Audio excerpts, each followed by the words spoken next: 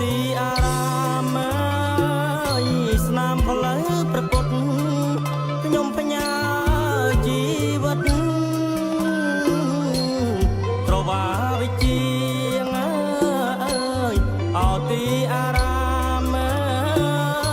ស្នាមផ្លូវប្រពុតខ្ញុំបញ្ញាជីវិតត្រវាវិជាង